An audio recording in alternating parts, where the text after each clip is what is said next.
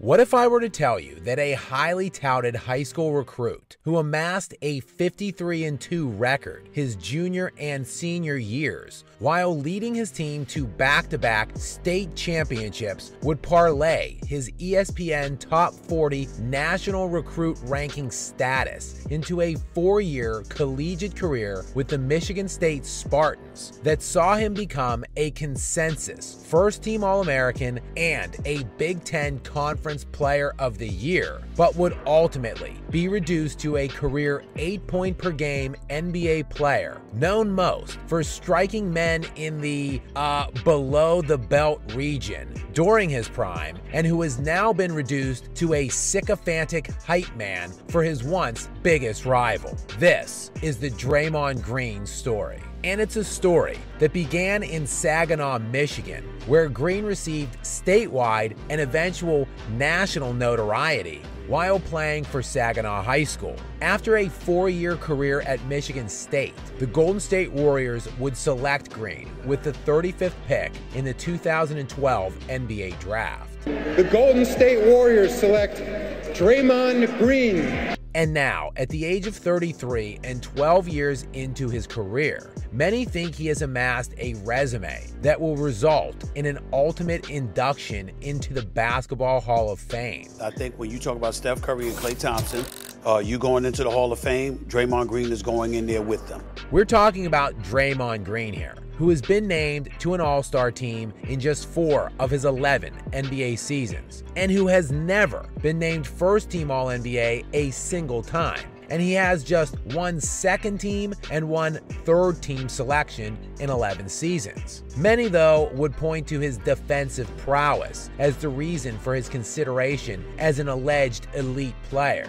But is 4 defensive first-team selections and 1 Defensive Player of the Year award enough to compensate for pedestrian career averages of 8.5 points per game, 7 rebounds, and 5.5 assists? It's garbage!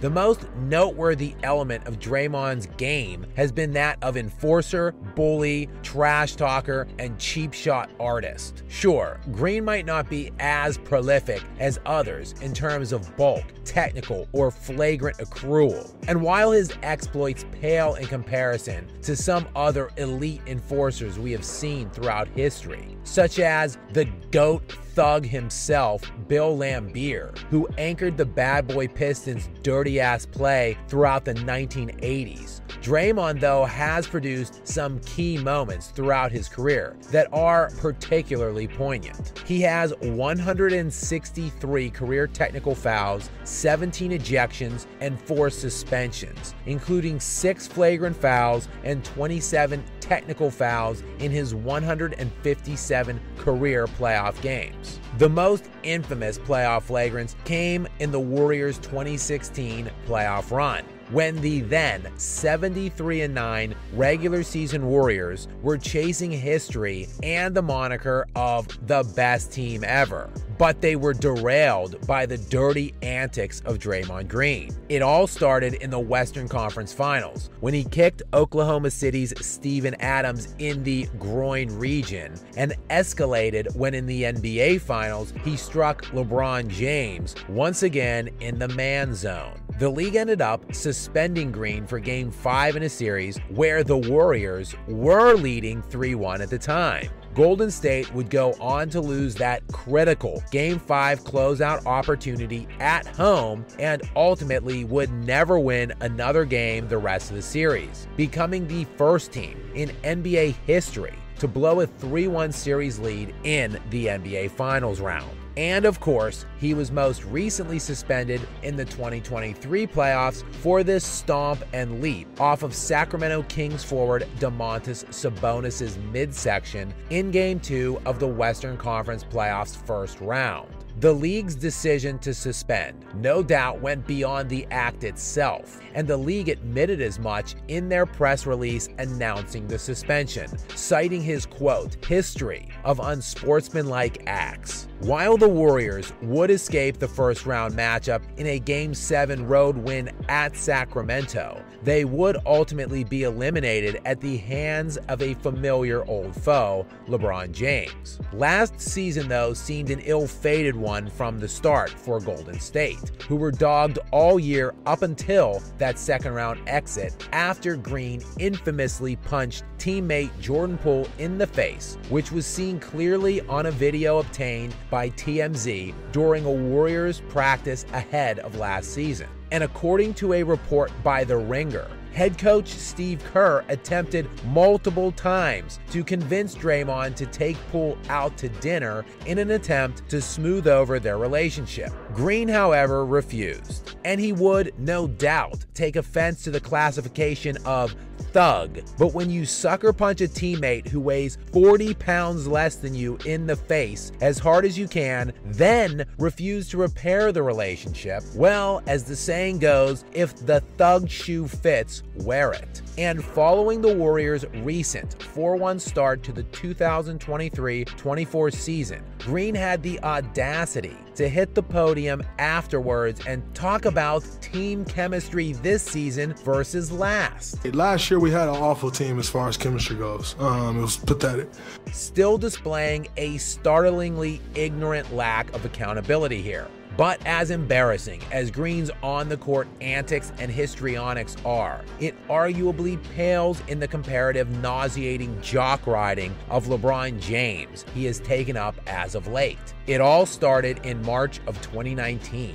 When Green signed with, of course, Clutch Sports, LeBron's, longtime LeBron confidant Rich Paul's agency. Prior to that, Green had a long history of agitating and trolling the self-proclaimed king, dating back all the way to 2010 when Draymond called LeBron a loser in a tweet, and going all the way through 2018 when Green wore a quickie shirt during the Warriors championship parade after Golden State swept LeBron a week earlier in the finals. That all changed, though, once Draymond changed agencies. Now Green goes out of his way to slurp LeBron any chance he gets, and everyone, including his teammates, are taking notice. During an opening night matchup in 2022 between the Lakers and the Warriors, Draymond called LeBron over to Golden State's sideline for a little in-game exchange, and Green's teammate and longtime Warrior Andre Iguodala did, whatever this is exactly. And here is an absolutely adorable little video of these two lovebirds at a restaurant together. But look, if Green wants to reduce himself and the remaining twilight years of his career to LeBron Jock Rider, that's fine. Just don't lie to all of us along the way. Because what Bron has done, MJ didn't beat the greatest team ever assembled. LeBron didn't beat the greatest team ever assembled. He beat the most overrated team in NBA history, the 2015-2016 Golden State Warriors, led by Steph Curry, who averaged 22 points per game on 40% shooting in the NBA Finals that season, while getting soundly outplayed by Kyrie Irving on the way to the Cavs winning that series. A team that did not have Kevin Durant on it. MJ didn't beat the greatest team ever assembled, nor did he run up against the greatest team ever assembled every year. Okay, and even though that Warriors team spanked LeBron 4-1 and 4-0 once they did add Kevin Durant, calling them the greatest team ever assembled is also a bold-faced lie. This specific pathetic claim likely requires an entire other video all to itself. However, suffice it to say that the 1995-96 Chicago Bulls, the 86-87 Lakers, the 85-86 Boston Celtics, the 71-72 Lakers, the 70-71 Milwaukee Bucks, the 82-83 Philadelphia 76ers, and the 2000-2001 Lakers would all have demolished this soft, undersized Warriors team that, coincidentally, were down 11 points at halftime of a Game 7 in the 2018 Western Conference Finals to one of the greatest choke artists in NBA history, who does his best work at buffet lines and strip clubs, not basketball courts during May and June. Bron started in 03. By 2005, Bron was the best player in the NBA. In the 2005-2006 season, Kobe Bryant was the best player in the NBA, and it wasn't even close, as he was averaging 35 points per game while being named first-team All-NBA and first-team All-NBA defense. By 2009-2010, Kobe was still the best player in the NBA by a large margin, averaging 29 points, 6 rebounds, and 5.5 assists per game during his postseason run, where he won his second consecutive title against a team that ended LeBron's season for a second year in a row. In 2020, he was still the best player in the NBA.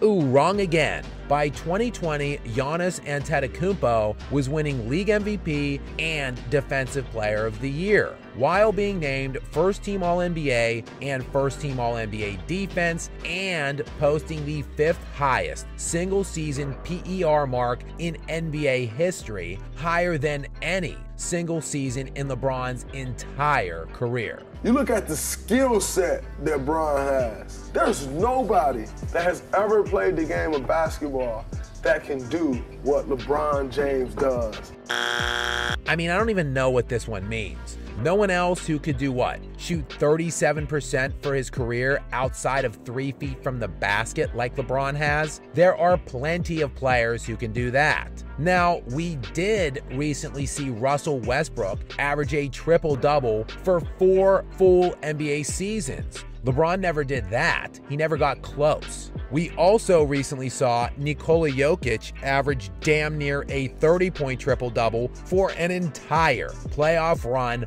while winning the NBA championship. He led the entire postseason in points, rebounds, and assists. We never saw LeBron do that either. There are just so many lies and inaccuracies to keep up with here. What Draymond Green really needs to do is educate himself on the history of the game and the generations and eras that came before the one he resides in. But then again, that's not what this is all about. It's about Green preparing himself for the next stage of his career. And whatever that may be, it obviously will entail his agency, Clutch Sports, in some capacity. And to be a part of Clutch, you need to make certain you toe the company line. The line being the fabricated story of LeBron James. That you can find out more about by clicking on this link. And while it is apparent Draymond Green never expanded his game on the court much beyond that of a low-level enforcer, it has become obvious as of late that he knows exactly how to jock ride his way right on to the Clutch Sports Dream Team. If you are new to the channel, Welcome to the party, pal! or just a repeat viewer who is not subscribed yet, what are you waiting for? What are you waiting for, huh? Click that sub button and join me. Until next time.